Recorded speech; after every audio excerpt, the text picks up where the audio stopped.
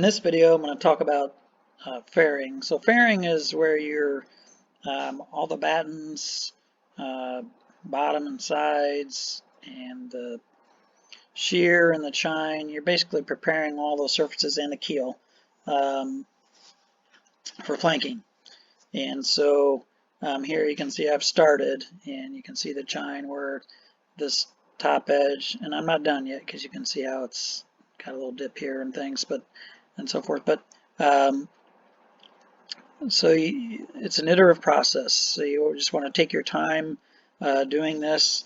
When I did the bulk of the fairing, by the time I thought I was done, um, I had like 30 hours of fairing in it. So this is the tool that I used for basically almost all the fairing. And I know a lot of people use hand planes, which works fine too. But this is just something for me that I used. And so you have to be careful using a tool like this. And it is variable. This is a variable speed sander. So it just takes some feel, but you want to do a little by little. You don't want to overdo it in any one spot. So when you're fairing, and you can see even with my dust collection hose hooked up and things, there's obviously a lot of dust that comes off of here. And one of the things when you're fairing, you're not only fairing these outer surfaces, but you're also fairing the frames, depending on how deep you cut the notches for the battens. And the same down here, how far you cut or how deep you cut the notches for the shear. So, and you can kind of see here where this is getting very triangular, and as you fair in and up in here, you can kind of see now in these boards, you can see that this whole outer surface is going to be pretty much a mating surface for the planking. But as you get up towards the front more, it's not. That's not always the case, and it doesn't have to be. You're trying to get a nice flat surface.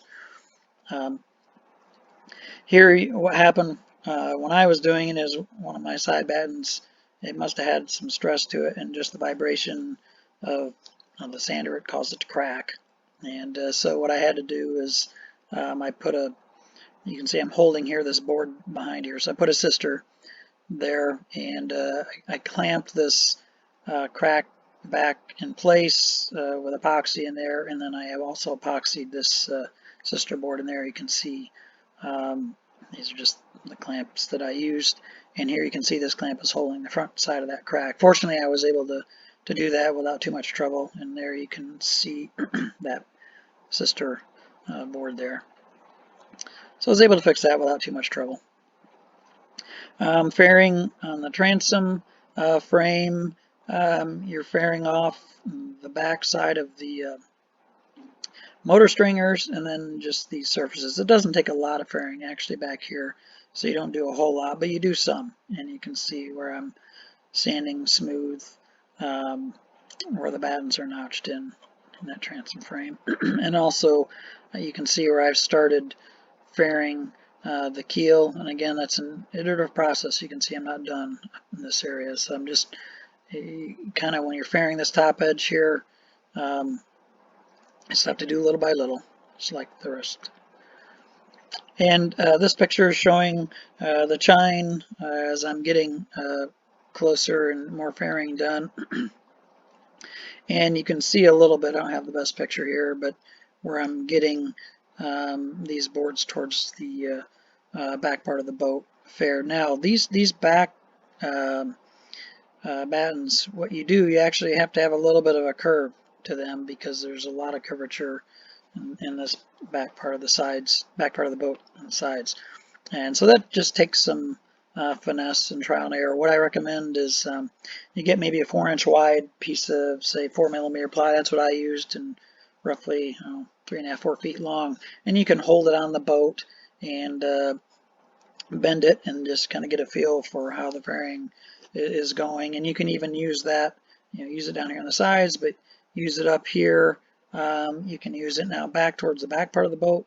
You want that to be pretty flat, and so I used I've got a level. I just used it as a straight edge, and so you just check all different angles and doing that. I know there are techniques to actually be a little more precise about that, but for me it was just trial and error and little by little until I was getting things faired.